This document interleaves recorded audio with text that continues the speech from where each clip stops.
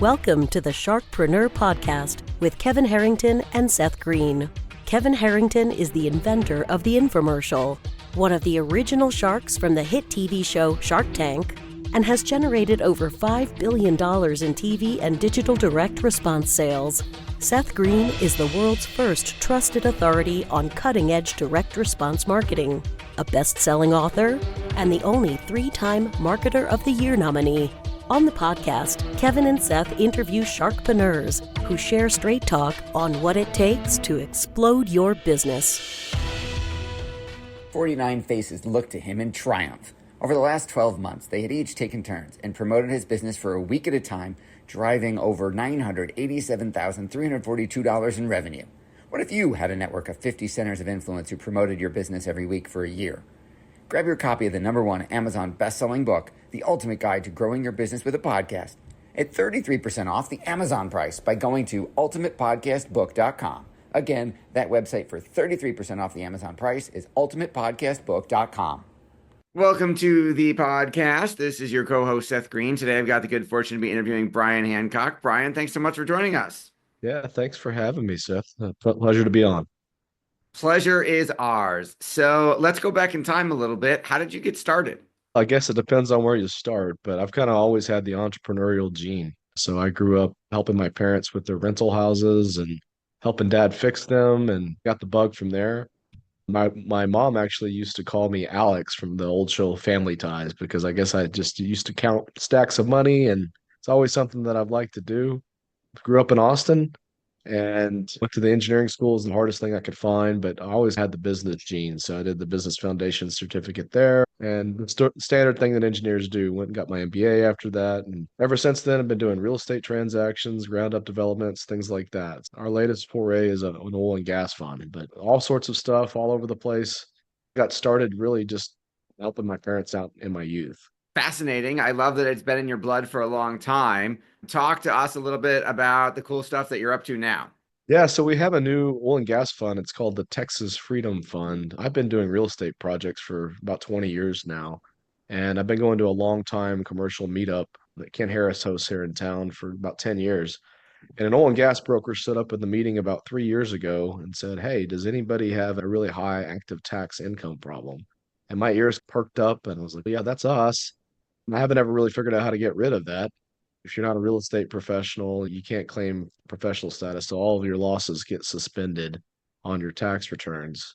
So I was really curious to learn about it. And there's a whole section of the tax code around intangible drilling costs that you can actually take as active tax deductions.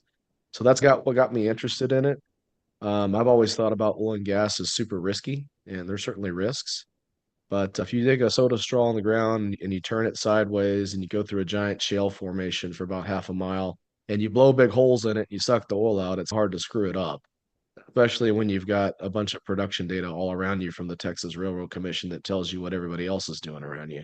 So the more I studied it, the more I liked it. And my wife and I have been doing that for about 3 years now. The returns are great, like 30 to 50% annualized returns, plus all the tax benefits. So it's hard to beat. And so I'm slowly shedding all of my real estate projects now, and that's what we're all in on at this point. Congratulations on that. I'm sure we could dive a whole lot deeper. Tell us a little bit about obviously we're not making any investment recommendations or performance illustrations on this podcast. Tell us a little bit about the company and the fund itself. So the fund's brand new. In fact, I'm in the process of forming it all right now. Each of the projects is going to be set up at this point as a special purpose vehicle. So each project will raise money for each one. And the idea is we're going to roll it all up to a main fund probably at some point in 2026. All of the projects are, almost all the projects, some of them aren't, but almost all of the projects are in the Eagle Ford Shale, which is in the South Texas area. We do have some select projects in the Permian Basin out towards like the Lubbock area as well. And that's really what they are. We're partnered with an experienced operator. They've been doing this for 35 years. Lots of trials and tribulations. He's learned the ropes, and they've got alliances with some really big companies like Devon Oil and some others. So these are really hard to find opportunities. Most of the projects tend to get capitalized with insiders or oil and gas professionals. And it's hard to find things that are offered for like the retail accredited investor crowd, which I think is probably a lot of the folks that are listening to this show. Awesome. And then The fund itself is new, but you have an experienced operator that you're working with. So tell us about them. Yeah, we don't give away the name of the operator. That's Sure. our secret sauce. But they've been in the business for 35 years. He's just really seasoned. One of the things that I like to do is I like to invest our own money before we ever choose to invite investors into the deal. So that's why we've waited about 3 years now to make sure that everything that they said that they were going to do, they actually did. Their deals are actually structured where one of the big risks for these projects is capital calls later in the projects. And the sponsor agrees to cover all of that. And he's actually got the financial fortitude to do that as well. So that's one of the things I like about it, in addition to the fact that you get to see all the production data all around. But the operator himself is solid. They've done everything they've said they would do over the last 3 years. And so that's why we've decided to open up a new fund and offer the opportunity out to other investors as well. That sounds awesome. So, what is the premise? Like, how long is the money tied up for? What is it getting used for? What's obviously any projected payback or stuff like that? Yeah, the payback on average is about 3 years. So you put your money in, and this is not including tax benefits. So it does a little better with the tax benefits because the government, depending on your tax situation, might pay for a quarter to a third of the investment that you put in. Because you put in 100,000 and if you get a 25% tax break or 30% tax break or something on that order, they're really paying for the first 25 or 30 cents on the dollar. But let's set that aside for a second because the investment should just be a good investment standalone, regardless of whether or not there's great tax benefits to go with it. You put your money in, it usually takes about 4 to 6 months for them to drill everything to get it ready to start producing. After that, it's usually on the order of 2 to 3 years for the money to come back. So all the capital's returned in 2 to 3 years. And then after that, it's usually like 1 to 2% monthly cash on cash returns from there. There is a large depletion on these projects. So most of the capital comes in those first 2 or 3 years. I like to think about it like a real estate deal. You got to put your money in, you get it all back. And then after that, it's mailbox money month to month. So the money comes back each month. And so that's why we've called it the Texas Freedom Fund. You have to have some capital to play for sure. But once you put it in and you get it back, the mailbox money should come out for 10, 15 years. And then the idea is you just ladder it up to the next investment and you take another tax break for the next one as well.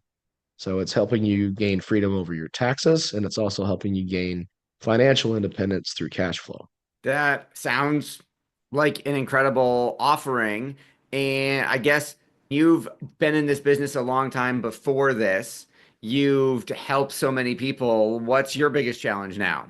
I think our biggest challenge is just there's so many projects today to do. I mean, my wife and I have growing children. We've got all the way from 15 to 3.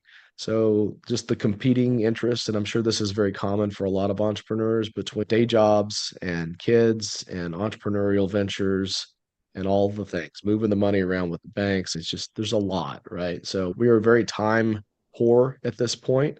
And that's one of the things that I really like about this opportunity is we know how to raise capital well. And I don't have to do the hardest part of the work, which the operator does, right? The operator has to go chase the contractors around and deal with the vendors and deal with the weather and all the problems. I don't know if you can tell, but I've lost a little bit of hair dealing with the city of Austin. And I've got more gray in my beard than I used to. That'll take years off your life dealing with the city and with the contractors or tenants and toilets if that's your game, that's your jam too. So what I love about this is you just put your money in and you write a check, you get the tax benefits, and the money comes back out month to month. It's truly a passive investment, which I love. Passive works for us. Your passion is obvious. What do you like best about what you're doing? I like putting deals together. I call myself a deal junkie, which I borrowed or stole. I don't know if I owe the person royalties, but somebody fashioned themselves as a deal junkie. But I'm always looking to learn for this oil and gas stuff was relatively new to me 3 years ago, but that's one of the things that I do is when I find a new opportunity, I tend to really obsess about it. So I probably have watched almost every YouTube video that there is online, read all sorts of books, read all the tax code stuff, quizzed all the different accounting firms. So we've really vetted this thing very thoroughly in terms of how we're setting it up. Yeah, very excited about it. Awesome. For our obvious, again, we're not making any solicitations for investments on this interview. For our folks who are watching and listening who are interested in learning more, where is the best place for them to go? Yeah, we're in the process of setting up a Texas Freedom Fund website, but the easiest way to get me is just to send me an email, Hancock@gmail.com. And we've got pitch decks, and I'd love to have a conversation with you about this. What tends to work the best is just to have a conversation. I can pitch you, but I feel like the investment's so good, I don't really have to sell it very hard. It sells itself. That's a beautiful thing. We know your time is incredibly valuable. We greatly appreciate you spending some of it with us. This has been Seth Greene with Bryan Hancock of the Texas Freedom Fund. Bryan, thanks again for joining us. Thanks for having me, Seth. Thanks, everybody, for watching or listening. We'll talk to you or see you next time. Why do so many businesses struggle while others seem to explode overnight? Do you wish you had the secret to this type of exponential growth? Now, I've scaled more than 20 businesses to over $100 million, and it's not just luck. In my new book with Mark Tim, Mentor to Millions, you'll learn the repeatable framework I use in all my business ventures for massive success. Order at kevinmentor.com and get over $1,000 in bonuses. Head to kevinmentor.com.